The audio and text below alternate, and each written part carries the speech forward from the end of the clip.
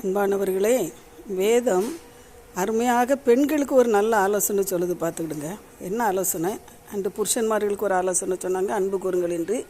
மனைவிகளில் இன்று மனைவிமாருக்கு வேதம் கூறுகிற ஆலோசனை என்ன தெரியுமா? கொலோசியர் 3 மனைவிமார்களே, கர்த்தருக்கு ஏற்கும்படி உங்கள் புருஷருக்கு கீழ்ப்படிங்கள். கர்த்தருக்கு ஏற்கும்படி. நான் யோசிக்கிறேன், ஏன் கர்த்தருக்கு ஏற்கும்படிங்கிற வார்த்தை சொல்லப்பட்டிருக்குன்னு சொல்லி யோசித்து பார்த்தா, நம்முடைய மாநிலத்தின் அண்டை மாநிலத்தில் பெண்களை மனைவிமாரை கைமாற்று நிலைமை மாற்றிக்கிறது. இந்த உடுப்பை மாற்றுற மாதிரி, உன் மனைவி எனக்கு, என் மனைவி உனக்கு, எவ்வளவு அருவருப்பு பாருங்கள்.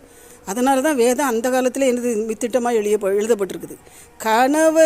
கணவனுக்கு மனைவி நிச்சயமாக கீழ்ப்படியணுங்க. ஆனால் அது கர்த்தருக்கு ஏற்கும்படியாக இருக்கணும்.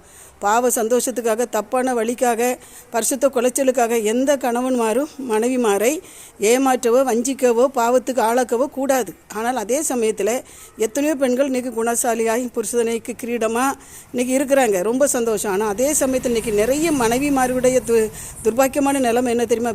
புருஷன்மாரை கண்டுக்கிறதே கிடையாது, புருஷன்மாரை மதிக்கிறது கிடையாது. நேரத்துக்கு நேரம் சரியாக சாப்பாடு அப்படி பொங்கி அவர் கருத்தாக கவனமாக கவனிக்கிறது கிடையாது. வேலைக்கு போயிட்டு வர புருஷங்கிட்ட ஒரு அன்பாக, ஒரு பாசமாக நடந்துருக்க கிடையாது. இதெல்லாம் எப்படி? நாங்களாம் நல்லா தானே இருக்கிறோம். ஆனால் இன்றைக்கி அநேக பெண்கள் அதில் தவறுது உண்டு. ஊழியத்துக்கு போகிறேன், ஜெபம் பண்ண போகிறேன், அந்த கொடுத்து போகிறேன், இந்த கொடுத்து போகிறேன்னு சொல்லி இன்றைக்கி நிறைய பெண்கள் குடும்பத்தை பட்டினி போட்டுட்டு போகிறாங்க. ஏசுக்கு அது பிடிக்குமா? ஏசப்பா அப்படி சொல்கிறாரா? சொந்த குடும்பத்தை நடத்த தெரியலனா நீ எப்படி சபையை நடத்தோன்னு சொல்கிறாரு. மனைவிமார்களுக்கு கற்றுக் கொடுக்குற ஆலோசனை, முதலாவது உன் குடும்பத்தை நீ கவனி, உன் புருஷனை பாரு, உன் பிள்ளைகளை பாரு. உன் புருஷன், உன் பிள்ளை உன்னை குறித்து நல்ல சாட்சி சொல்லணும்.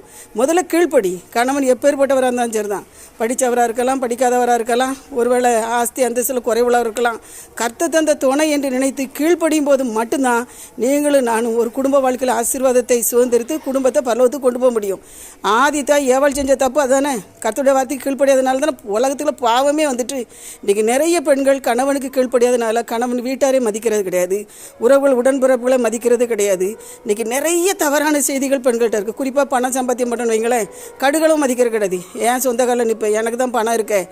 சிலர் குடும்ப பெருமையை சொல்லிக்கிட்டே இருக்குது. எங்கள் அப்பா அப்படி, எங்கள் அம்மா அப்படி அல்லங்க. பிறந்த வீட்டு பெருமையும் புகுந்த வீட்டு பெருமையும் கட்டி காப்பது தான் ஒரு குடும்ப பெண்ணுக்கு அழகு. இதை செய்கிறவர்கள் பாக்கியவான்கள், செய்யாதவர்கள் நம்மை திருத்திக் கொள்வோம். சரியா? ஒரு அருமையான கணவன் மனைவி சந்தோஷமாக தான் இருந்தாங்க, ட்ராக்ஸ் ஊழியெல்லாம் செய்வாங்க. ஒரு முறை அந்த கணவன் அந்த மனைவியை பார்த்து வீட்டை விட்டு வெளியே போன்னு சொல்லிட்டாங்களாம். ஏதோ ஒரு கோபத்தில் சொல்லிட்டாரு வைங்களேன். அப்புறம் எத்தனையோ தடவை மன்னிப்பு கேட்டிருக்கிறாரு. ஆனால் இந்த மனைவி மன்னிக்க மறுத்து விட்டாள்.